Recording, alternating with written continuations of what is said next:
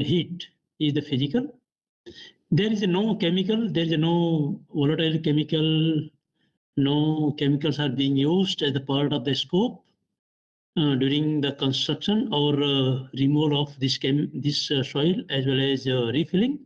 Ergonomical may be applicable more of office-related job, as highlighted by Paresh in the morning.